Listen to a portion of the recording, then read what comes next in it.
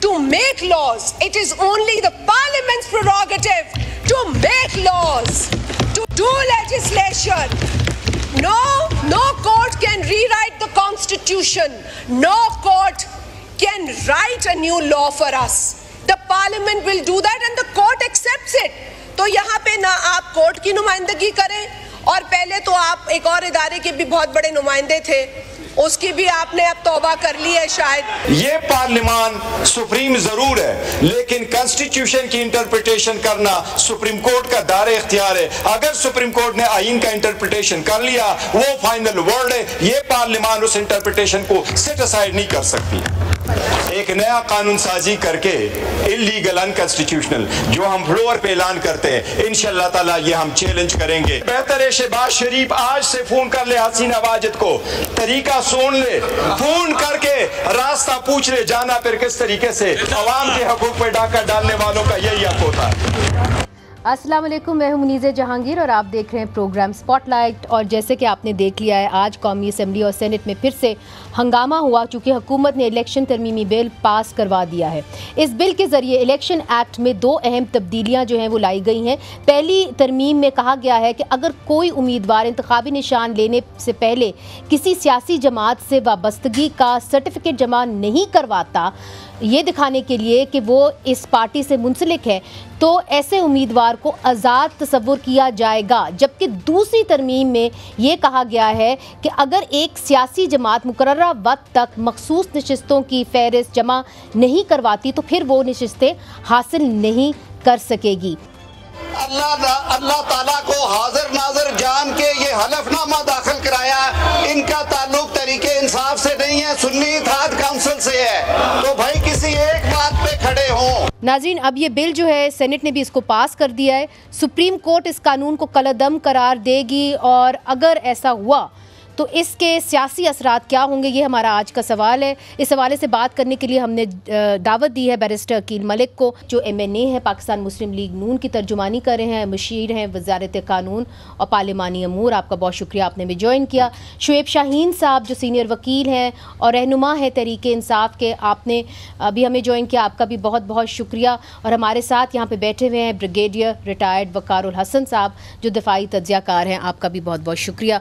सबसे पहले बैरिस्टर अकील मलिक साहब, जो बिल की कॉपी है, तरमीमी बिल की कॉपी, फारूक सत्तार साहब भी कह रहे थे कि उनको भी नहीं मिली, काफ़ी ज़्यादा मीडिया पर्सन्स को भी नहीं मिली, तो इस तरीके से फटाफट इसको पास करना, इसको इतना खुफिया रखना, और सबसे बड़ी बात कि जो ये जिनको 41 लोग हैं जो ऑलरेडी उन्होंने अपने सर्टिफिकेट जमा करा दिए हैं PTI के, क्या उनको भी कोई मखसूस नशिस्तें नहीं मिलेंगी? यानी कि PTI को कोई भी मखसूस नशिस्त नहीं मिलेगी आफ्टर दिस?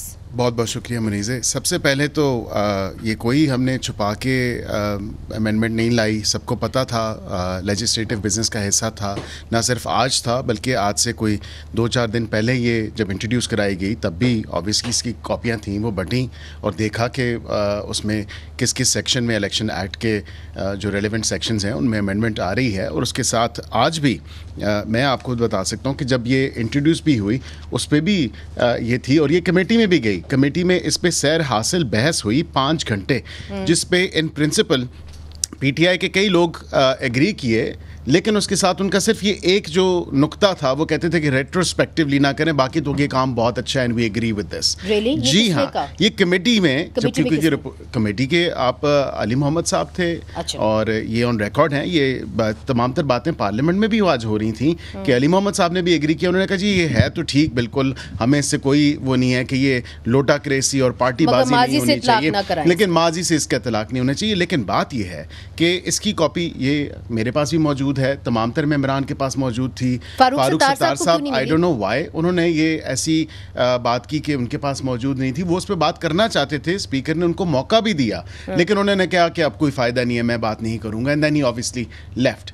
वो इन प्रोटेस्ट जो है वो उन्होंने वो चले गए। अब इस बिल के तहत लेकिन वोट उन्होंने दिया, ये नहीं है कि वोट इसके हक में दिया, इसके हक में दिया, वो तो हमें मालूम है। मगर इस बिल के तहत अब किसी भी PTI के जो इस वक्त अरकान असेंबली में बैठे हुए हैं लोग, उनको कोई हक नहीं होगा किसी भी रिजर्व नशिस्त का? एक भी रिजर्व नशिस्त PTI as a political party या पार्लिमानी पार्टी उसके अंदर तो उस तरह एग्जिस्ट नहीं कर रही, इवन दो कि मैं I take an exception to the fact कि इलेक्शन कमीशन ने उनको नोटिफाई किया है सुप्रीम कोर्ट के हुक्म पे, लेकिन मैं समझता हूँ कि 80 के 80 लोगों ने जब अपनी बयान हल्फियाँ जमा करा दी थी सुन्नी इत्तेहाद काउंसिल पे कि हम सुन्नी इत्तेहाद काउंसिल के मेंबर हैं, और उसके साथ उनको डिसएनफ्रेंचाइज कर दिया सुप्रीम कोर्ट के इस ऑर्डर ने, और उनको कहा कि जी आप 39 जो हैं ये तो पीटीआई के हैं और 41 जो हैं ये अब आज़ाद हैं। और हालांकि उनसे 80 के 80 लोगों में से किसी से नहीं पूछा गया कि आया आपने अपने नोटिफिकेशन होने के बाद क्या कोई बयान हल्फी जमा कराई थी। वो तमाम तर रिकॉर्ड पे हैं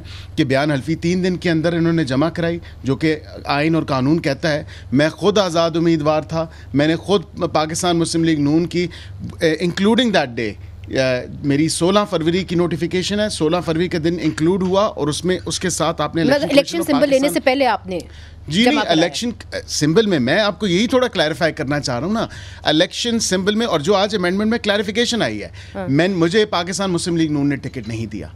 मैंने अपने जो मेरे नॉमिनेशन पेपर्स थे उसमें PMLN लिखा था। जब नून लीग ने टिकट नहीं दिया मुझे, तो फिर उसके बाद मैं तो आज़ाद उम्मीदवार हो गया, मैंने आज़ाद कंटेस्ट किया, I was a return candidate, मैं विन करके मैंने पार्टी को ज्वाइन किया। जब पार्टी को ज्वाइन किया तो एक आज़ाद उम्मीदवार के तौर पे ज्वाइन किया, और 3 दिन के अंदर नोटिफिकेशन के 3 दिन के अंदर मैंने अपनी जॉइन हल्फी दी। फिर जब आपने ज्वाइन किया तो उसका तौर तरीका क्या था? आपने एक उसका तौर तरीका ये था, आप एक सर्टिफिकेट देते हैं, आप एक बयान हल्फी देते हैं, पार्टी की तरफ से एक लेटर होता है, और उस पार्टी का लेटर ये तमाम तर डॉक्यूमेंट्स जाके इलेक्शन कमीशन ऑफ पाकिस्तान में जमा होते हैं, और उसके बाद फिर आपकी पार्टी एफिलिएशन वो पार्टी अपने खाते में आपको डाल सकती है, उस तरह नहीं डाल सकती। And this is a one time effect. ये तो आज़ाद थे ना, इलेक्शन सिंबल कैसे मिलता? इंटर पार्टी इलेक्शन 3 दफा इनको मौका मिला कराते किए इन्होंने। इलेक्शन कमीशन कहता है कि आप दुरुस्त तरीके से नहीं करा रहे। ये है कि क्योंकि ये एक पार्टी एग्जिस्ट ही नहीं करती पार्लियामेंट के अंदर, तो फिर कैसे आप इनको रिजर्व सीट्स दे सकते? That is your point. ये मेरा जो एक बड़ा क्लियर स्टांस है इस बिल के तहत एक पार्टी जिसने कंटेस्ट ही नहीं किया सुन्नी इत्तेहाद काउंसिल, वो मांगने गई थी। देखिए, दो एक ऐसी इश्यूज हैं, हम इनको मर्ज कर देते हैं, मिक्स कर देते हैं, और फिर मिसलीड हो जाते हैं। पहली तो सुन्नी इत्तेहाद काउंसिल की मैं बात करूं, सुन्नी इत्तेहाद काउंसिल ने कहा कि हमें ये रिजर्व सीट्स चाहिए। इलेक्शन कमीशन गई, इलेक्शन कमीशन के बाद पेशावर हाई कोर्ट गई, पेशावर हाई कोर्ट के बाद वो तमाम तरह आपने बयान भी किया होगा, लेकिन उनके अपने चेयरमैन ने कंटेस्ट नहीं किया, उनके अपने चेयरमैन पार्टी ने जमा ही नहीं कराई। ये सारे आजाद जिधर जाके गए इलेक्शन, आप ये कह रहे हैं PTI did not contest the election. That's a fact. अच्छा, ओके। शोएब शाहीन साहब, आपने बैरिस्टर अकील की बात सुन ली, उन्होंने कहा कि पीटीआई बतौर जमात उन्होंने ये इलेक्शन लड़ा ही नहीं, तो फिर उनको ये मखसूस नशिस्तें कैसे मिल सकती? देखिए जी, हमने किसके नाम पे वोट लिया और क्यों नहीं लड़ा? हमने तो लड़ा, हमने तो पेपर भी जमा कराए, हमारे तो डिक्लेरेशन फॉर्म भी वहाँ जमा हैं, हमारे तो टिकट्स भी वहाँ जमा हैं, जो कि सुप्रीम कोर्ट में रिकॉर्ड जमा कराया है इलेक्शन कमीशन ने उसके मुताबिक। इसलिए तो 39 अफराद को उन्होंने पीटीआई का डिक्लेयर किया, इसी तरह प्रोविंशियल असम्बली के मेंबर्स को। तो लेकिन जो मिस इंटरप्रिटेशन की है सुप्रीम कोर्ट की जजमेंट की इलेक्शन कमीशन ने बदनीयती पे मबनी, उसको तो जो ऑथर जज हैं चीफ जस्टिस ऑफ पाकिस्तान काजी फाइसा साहब, उसने भी कहा इलेक्शन कमीशन ने मिस इंटरप्रेट किया है। उस लिहाज से तो 11 जजेस का जो फैसला है वो सारा का सारा इस पे कंसेंसस है कि सुप्रीम कोर्ट की जजमेंट मिस इंटरप्रेट हुई, वी वर नॉट इंडिपेंडेंट, हमें इंडिपेंडेंट डिक्लेरेशन जो दी है, इंडिपेंडेंट डिक्लेयर किया है by the election commission, that was wrong. इसलिए अब जो ये लॉ बना रहे हैं इसके अंदर मेरी नज़र में 6 गलतियां हैं जो बहुत बड़ी गलतियां हैं, जिनको बुनियाद बनाकर सुप्रीम कोर्ट उसको नलीफाई कर सकती है। नंबर 1 ये है कि ये बदनीयती पे मबनी है। नंबर 2, इसको बैक डेटेड इसका इतलाफ किया गया। कोई भी कानून, किसी भी पुराने कानून के तहत जहां जब कोई किसी को किसी कानून के ज़रिए बेनिफिट मिल जाता है, उसको बैक डेटेड कोई ऐसा लॉ बना के उसके उस समरात से उसको महरूम नहीं किया जा सकता। और अभी रिसेंटली अगर आपको याद हो, हालांकि वो बेनिफिशियल, इसमें किसी को हार्म कर रहे हैं, और जो एक लॉ होता है ना, एक इवन एग्जीक्यूटिव ऑर्डर हो या कोई लॉ हो, ठीक है, उसका कोई बेनिफिशियल ऑर्डर तो बैकडेटेड हो सकता है, या लॉ हो, लेजिस्लेशन हो सकती है, लेकिन जो एडवर्सेरियल ऑर्डर हो, किसी को नुकसान पहुंचाना हो, तो वो बैकडेटेड नहीं हो सकता। ये सुप्रीम कोर्ट की जजमेंट है। तीसरी बात यह है कि इस कानून के अंदर to frustrate and circumvent the judgment of the supreme court of Pakistan, उसको ख़त्म करने की नीयत से जो सुप्रीम कोर्ट ऑलरेडी आइन की तशरीह कर चुकी है उसको ख़त्म करने की नीयत से, और जिन पार्टी को उसके समरात मिले हैं उसको डिप्राइव करने की नीयत से ये की गई है, जबकि उसके जो रीजन थे उसको किसी लिहाज से ख़त्म नहीं किया। चौथी इसके अंदर हमारा इतलाफ ये है, हमारा इतराज़ ये है कि आर्टिकल 51 ऑफ द कॉन्स्टिट्यूशन की तशरीह हुई है, लिहाजा आइन की तशरीह होने के बाद किसी सब लेजिस्लेशन के जरिए इस तरीके से किसी पार्टी को डिप्राइव करेंगे तो वो इलीगल एंड अनकॉन्स्टिट्यूशनल। ठीक है, फाइनल फिर इसके बाद पांचवी एक रीजन ये है कि ये पर्सन स्पेसिफिक लॉ है, यानी ये सिर्फ इसलिए बनाया गया है कि पीटीआई को डिप्राइव किया जाए और इन लोगों को उसका बेनिफिट मिले। तो इस वजह से कोई भी कानून जो पर्सन स्पेसिफिक होता है सुप्रीम कोर्ट उसको जी। छठा और आखिरी जी, छठी बात यह है कि सुप्रीम कोर्ट की जजमेंट को जो पहले वाली जजमेंट थी बल्ले के निशान वाली, उसको मिस इंटरप्रेट करके हमें इंडिपेंडेंट डिक्लेयर किया गया। आपके बड़े तफसीली पॉइंट्स आ गए शुएब शाहीन साहब। मुझे बात को आगे बढ़ाने दे। ब्रिगेडियर साहब, आपने शुएब शाहीन साहब की बात सुनी, बैरिस्टर कील की बात सुनी। अब मसला ये है कि इवेंचुअली ये मामला जाएगा सुप्रीम कोर्ट, ये तो वाजे हो गया। अगर वहाँ पे कोई अलग फैसला हो जाता है और ऐसा फैसला होता है जिसके नतीजे के अंदर एक आईनी बहरान पैदा हो जाता है, तो फिर फौज इसको कैसे देखेगी? I think as a layman, because दोनों आई थिंक लीगल दिमाग हैं बहुत बड़े, और दोनों के आई थिंक आर्गूमेंट सुने तो ऐसे लगता है कि इधर से आप दोनों से कन्विंस हो गए। नहीं, मैं because I am not a legal person, लेकिन as a layman, as a Pakistani, I think it's an unfortunate situation, क्योंकि अभी जो इंटरप्रिटेशन आई है या लेट्स से इख्तलाफी नोट आया सुप्रीम कोर्ट के जजेस का, उसको साझदार एक पार्टी लेके चलिए बिकॉज दे फील कि प्रॉब्ली जो पार्लियामेंट का लेट्स से मैंडेट था उसको इम्पेंज किया गया। और अगर पार्लियामेंट जो मदर इंस्टीट्यूशन है, और डेफिनेटली हमारा ट्रस्ट है जी कि finally they are the authority who will write the law and guide the nation, अगर वो लेके आते हैं and finally it also lands up, तो वी कैन फील कि आई थिंक फ्यूचर में शायद ये कॉन्स्टिट्यूशनल क्राइसिस की तरफ ही चीज़ें जाएंगी। नहीं, अगर कॉन्स्टिट्यूशनल क्राइसिस की तरफ चीज़ें जाती हैं तो यहाँ पे अदालत के पास बहुत सारे ऐसे प्रोविजंस हैं। आर्टिकल 190 है, वो ये इख्तियार देती है अदालत को कि वो किसी भी एग्जीक्यूटिव को, अथॉरिटी को, या किसी जो है किसी भी इंस्टीट्यूशन को, स्टेट के इंस्टीट्यूशन को कह सकते हैं कि आप हमारी मदद करें, अमल दरामद करें हमारे फैसले के ऊपर।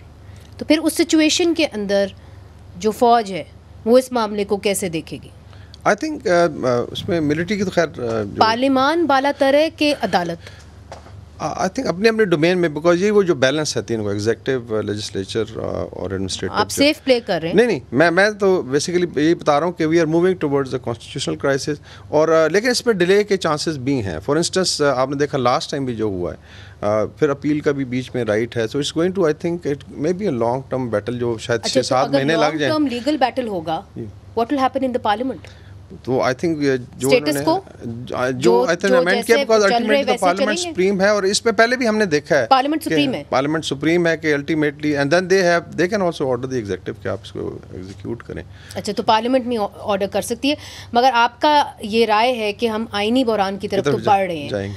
अब आईनी बहरान की तरफ तो नाजरीन हम बढ़ रहे हैं, मगर जो अहम सवाल है वो ये है कि क्या पार्लियामान बालातर है या अदालत बालातर है? दूसरा, रिट्रोस्पेक्टिव लेजिस्लेशन हो सकती है कि नहीं, यानी कि माजी में जाके जो है आप चीज़ें तब्दील कर सकते हैं कि नहीं? शुएब शाहीन साहब कहते हैं कि नहीं कर सकते। बैरिस्टर कील क्या कहेंगे, उनसे पूछेंगे वक्फे के बाद।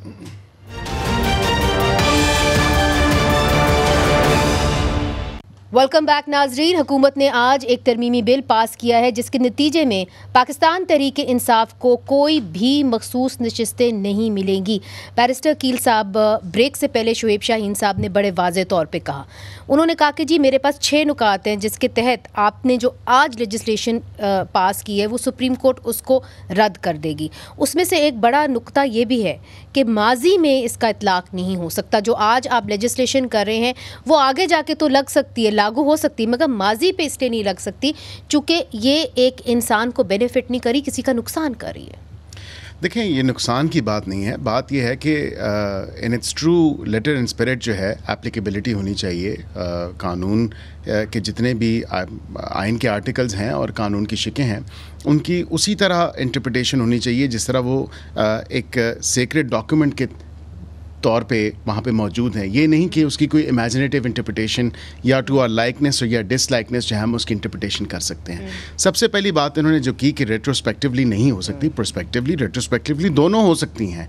अगर कहीं अभाम है, कहीं क्लैरिटी चाहिए तो उसमें डेफिनेटली आप ला सकते हैं। सिर्फ एक कदगन है आईने पाकिस्तान के अंदर कि आप जो ज़ाब्ता फ़ौजदारी है या फ़ौजदारी कानून है या क्रिमिनल लॉ है उसमें रेट्रोस्पेक्टिवली नहीं कर सकते, क्योंकि लोगों को सज़ा और जज़ा का वो एक अमल उसमें मौजूद होता है। लेकिन हैविंग सेड दैट, अब रेट्रोस्पेक्टिवली इसलिए भी ये ऑब्वियसली इसका तलाक होगा because it's with the judgment that's with the short order और उसके साथ साथ जो दूसरी आपकी ये खिलाफी नोट 2 इज़्ज़त माब जजेस का आया है उसमें वाज़े तौर पे है कौन सी कॉन्स्टिट्यूशनल प्रोविज़न जो है वो इस तमाम तर चीज़ को या इस तमाम तर डिसीजन को सपोर्ट कर रही है, एक्सेप्ट 187 जो कि कहा जाता है कि कंप्लीट जस्टिस अचीव करने के लिए जो है हम कुछ भी मेजर्स ले सकते हैं। लेकिन इस फिर आइन का क्या करें, इस इलेक्शन एक्ट का क्या करें जिसमें वाज़े तौर पे लिखा है। मुझे मामला जाएंगे तो सुप्रीम कोर्ट में, जी बिल्कुल वही सेट ऑफ जजेस है ना, बिल्कुल वही सेट ऑफ और लेकिन मैं आपको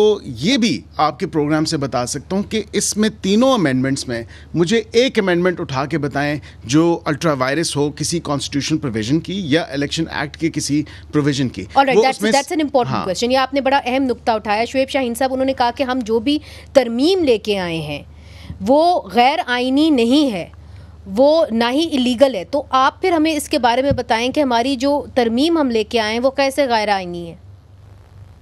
देखिए, गैर आईनी की मैंने आपको मिसालें बहुत सारी दे दी हैं और इसमें हर एक इशू के ऊपर जो मैंने आपको 6 बुनियादी नुकात बताए हैं उसके अंदर सुप्रीम कोर्ट की अपनी जजमेंट्स हैं।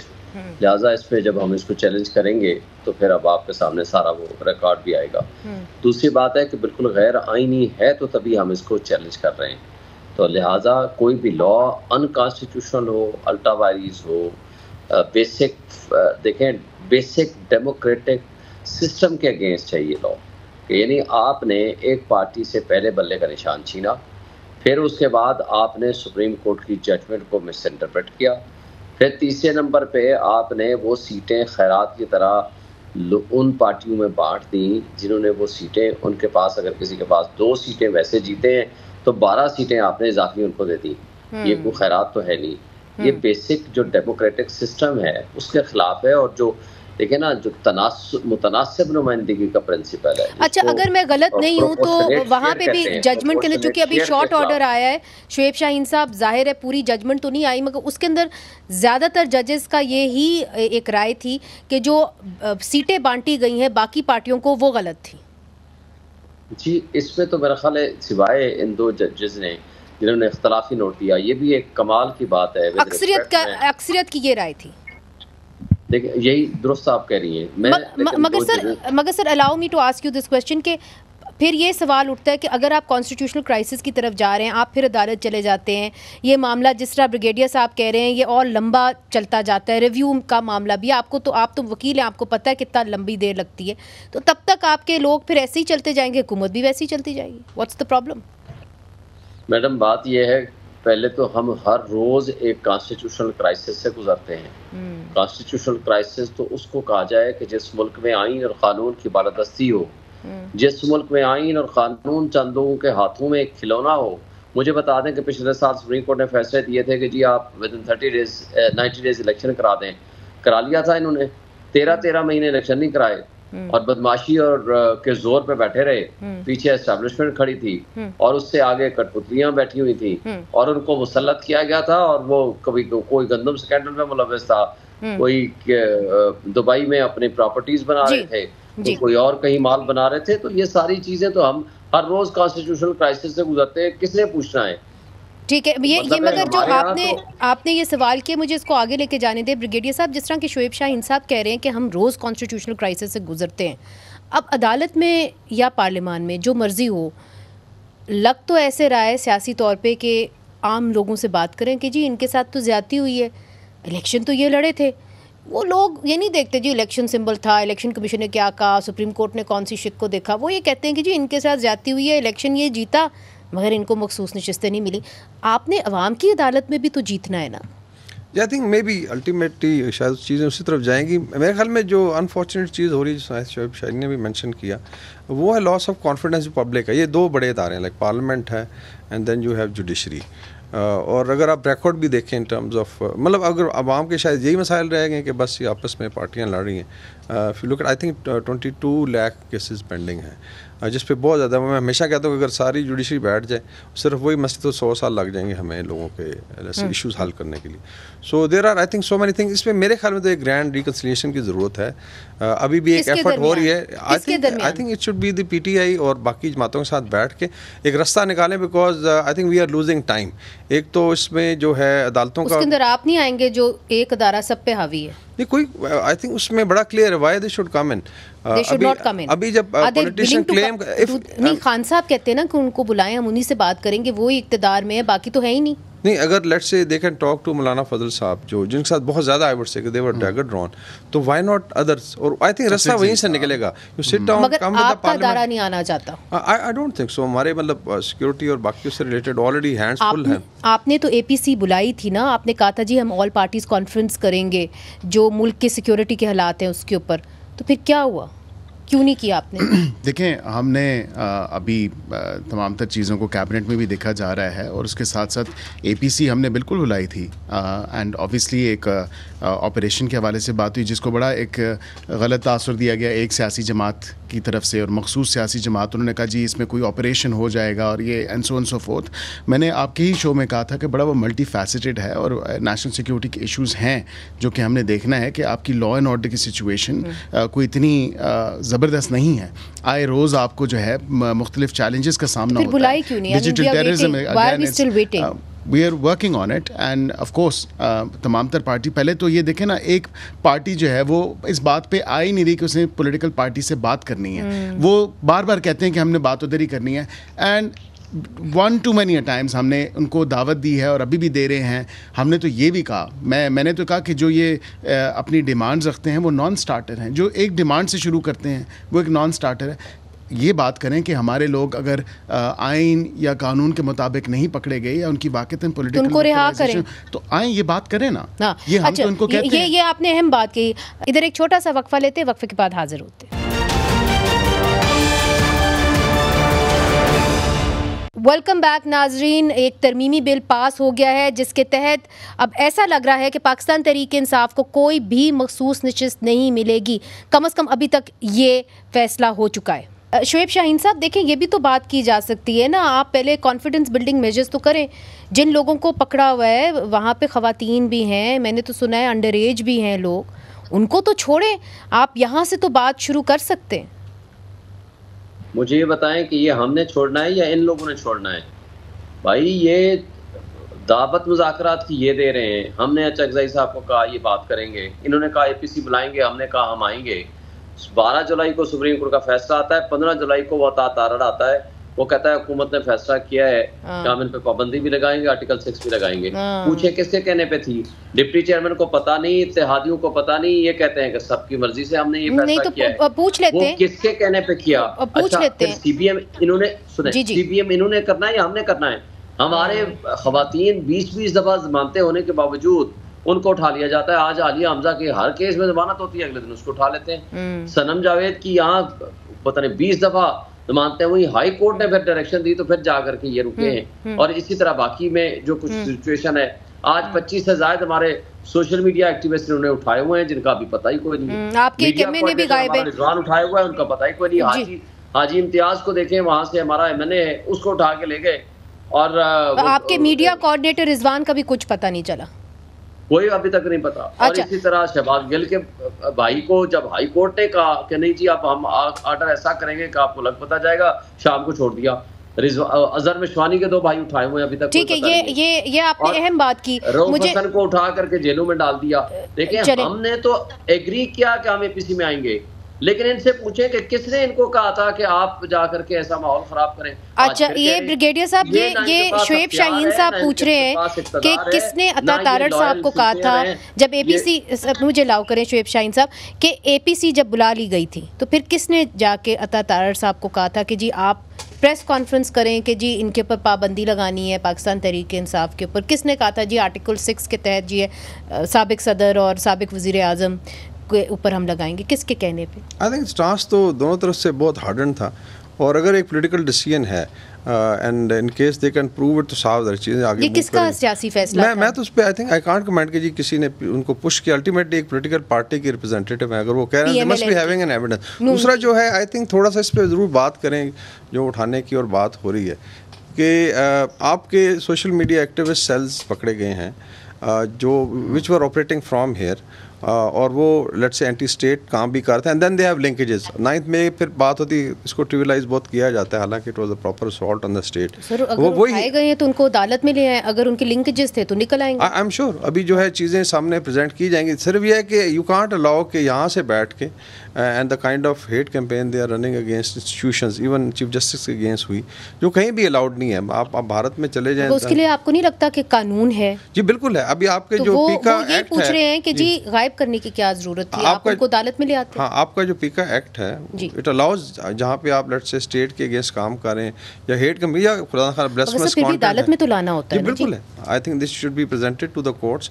लेकिन गायब नहीं होना चाहिए। हाँ, गायब नहीं होना चाहिए, गायब नहीं होना चाहिए, बिल्कुल नहीं होना चाहिए। एंड आई थिंक आप गवर्नमेंट के इस मेजर को अप्रिशिएट करें कि पहली दफ़ा हमने वाक़तन, क्योंकि हुकूमत तो इनकी भी पीटीआई वालों की भी गुजरी है, पिछले दौर हुकूमत में आपने देखा कि कितने मिसिंग पर्सनस थे। हमने तो अल्हम्दुलिल्लाह इस दौर में काफ़ी लोग रिकवर भी हुए, और उसके साथ साथ जो एक कॉम्पनसेशन का मैकेनिज़्म बनाया है, क्योंकि वो बहुत इम्पॉर्टेंट है कि एक घर में कमाने वाला अगर कोई है और वही अपने प्यारों से दूर है फॉर वन रीज़न अनदर, अगर वो पहाड़ों में ख़ुद चला गया है या मुल्क से बाहर चला गया है, या अगर खुदा ना खासा उसकी नागहानी डेथ होगी, because a lot of these cases also exist, कि सारे वो मिसिंग पर्सन वाले ये नहीं है कि एजेंसीज उठा लेती हैं और फिर गायब हो जाते हैं और ये and so fourth. I think ये बेजा की तनकीद भी नहीं होनी चाहिए, मतलब देखना चाहिए। एक ऐसा केस है जो recently when I discovered this person was actually living in Karachi with his second wife, और उसका जो है केसेस हैं। इदरीस खटक का मैं केस आपको बताती हूँ, जहाँ अललान हुकूमत कहती रही कि वो हमारे पास नहीं है, मगर फिर इनको अदालत में पेश किया गया। सवाल ये है कि उनको पैसे देने से क्या उनके लोग बाजियाब हो जाएंगे? मैं उनको पैसे देने से उनकी कम से कम एक जो घर का चूल्हा है, जो पीछे शायद उसके 3-4 या 4-5 बच्चे हैं, बूढ़े माँ बाप हैं, बीवी है या भाई बहन है, कम से कम उनकी एक ये है कि हो जाएगी टू सर्टेन एक्सटेंट। मगर फिर भी उनका मसला हल नहीं होगा।